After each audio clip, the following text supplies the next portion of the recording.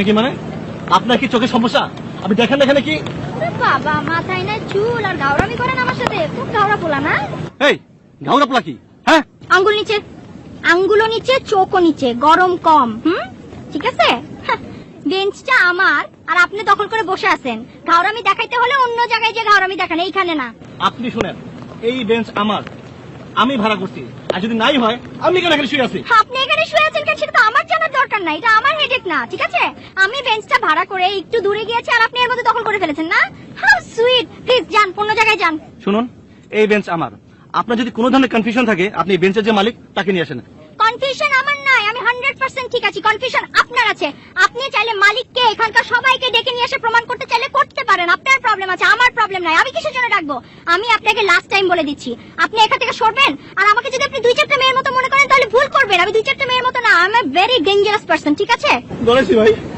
শুনেন, আপনাকে মোটেও মেয়ে মনে করতেছি না, ডাকাত মনে করতেছি, মহিলা ডাকাত। ভাই হট, তুই আমার ডাকাত কইছিস না? হ্যাঁ, আমি ডাকাত তো, এখন ডাকাতই তুই দেখবি। যা ভাগ। আশ্চর্য ব্যাপার, আপনি তুই কে বলছেন আমাকে? তোকে তুই করে বলবো না তো কি করে বলবো? তোকে সম্মান করে কথা বলবো? তোকে তো তুই এর চাইতেও নিচে কিছু থাকলে সেইটা বলা উচিত। তোমরা যাইতে বলতে থেকে থেকে তুই যা। আমি যাব না। তুই যাবি না মানে? তোর দাদা, নানা, খালা, চাচা, তোর 14 গোষ্ঠী, তোর সবাই যাবে। আমি দেখি আপনি কি করে আমার এখান থেকে। আমি শোন, আমি একটা ডাব নিব, ডাব নিয়ে এসে তোর মাথার মধ্যে ঠাস করে ফাটবো। দারুণ মেয়ে মানুষ, একটা মেয়ে মানুষ তোর এরকম ভাবে অপমান করতে, তুই যা। কি হয়েছে? আমি দূরের থেকে দেখলাম হাত পা নাড়িয়ে খুব কথা করছিস, কি হয়েছে বল দিনি? এই পিস আবার কে? পাইপটা পরিষ্কার করে নিতে মানে ধরেছেন কিছু তুমি বালু লাগিয়েছে ধরতে তোর সাথে না? হ্যাঁ হ্যাঁ, চেহারা দেখলেই বোঝা যায়।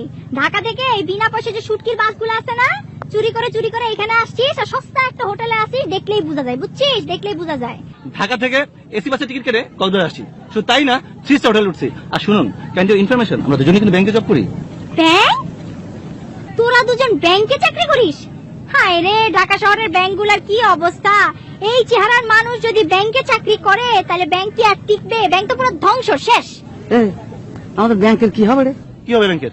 এই যে আমরা এই চেহারা নিয়ে ব্যাংকের মধ্যে ঢুকে পড়েছি, ব্যাংক যদি ধ্বংস হয়ে যায় উনি করলো। আর শোন, এই যে হোটেলটা দেখতেছিস না, সাইমন হোটেল, 5 স্টার হোটেল, এই হোটেলে আমি থাকি, বুঝলি? টাকলু, বুঝা কথা বলিস। এই ফেসে 5 স্টারে কেমন সম্ভব? আপনার সাথে যায় আপনার সাথে?